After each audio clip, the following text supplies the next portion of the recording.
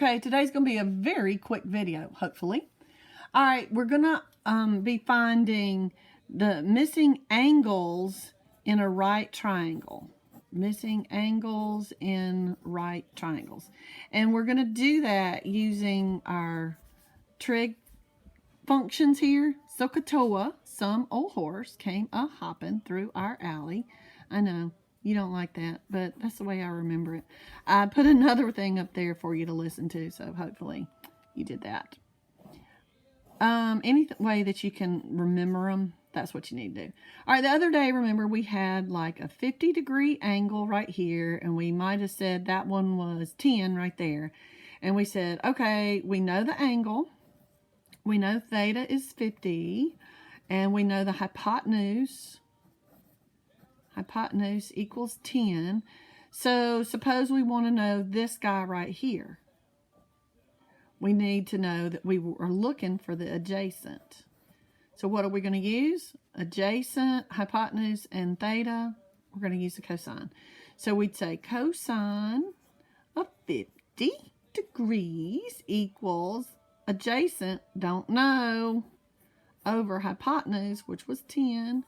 So then we ended up saying 10 times the cosine of 50 equals A. Then we came into our trusty dusty calculator and we'd say cosine of 50, because we knew our angle. And then we'd multiply that times 10. And so we'd find out the other side, side A, was 6. You could say 6.4, whatever you want to do. All right, so that was kind of easy. Oh, no. This one is 6.4. If we wanted to find that one, we could use sine. Okay, well, now this time we're going to look for the angle. The angle's going to be missing, all right? So I'm going to do one that's kind of close to that, but of course, since I rounded it, it's not going to be close. It's not going to be perfect.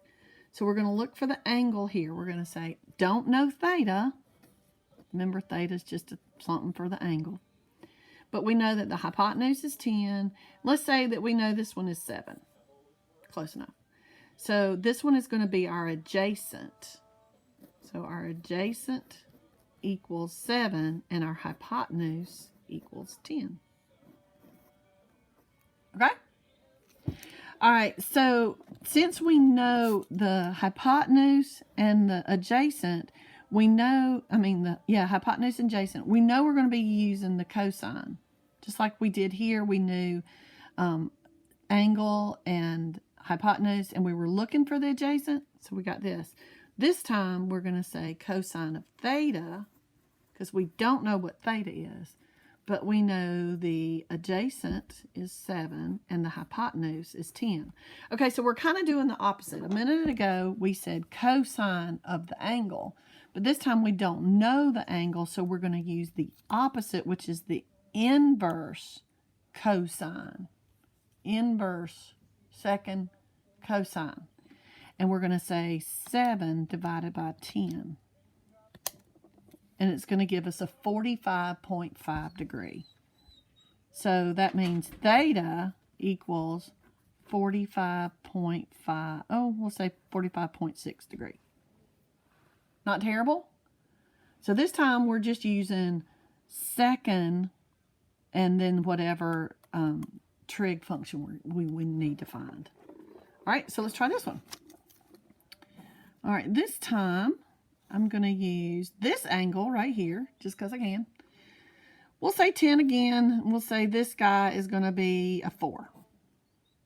No, we don't want you to do that one. Let's do this one. Say this guy's going to be a 4. You'll see why in just a second. All right, so we got theta. Don't know theta. Confusing. We don't know. Question mark. We know the hypotenuse is 10. And we're looking for the opposite this time. So what are we going to use? No, we're not looking for the opposite. We have the opposite. Duh. So we have the opposite. We have the hypotenuse. When we're looking for theta, what are we going to use? Opposite, hypotenuse. There we go. Sine. Sine. So we're going to say sine of theta equals opposite over hypotenuse. All right, let's try that again. We don't know the angle, so we're going to use second sine, which is inverse sine, and 4 divided by 10. And we get a 23.57, so let's just say theta equals 24 degrees. Depends on what they tell you to round it to. Not bad? You can do the same thing with the tangent as well. So for the tangent, we would need to know the two sides and not the hypotenuse. So we'll say this is theta, and we say this one is 3 and that one is 6. So we're going to say we don't know theta. We know the adjacent. Adjacent's right there. And we know the opposite, which is 6. Now remember, if we were talking about this guy right here, this would be the adjacent and that one would be the opposite. Kind of depend on what you're looking for. All right.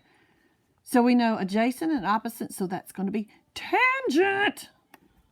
Tangent of theta equals opposite, there we go, over adjacent.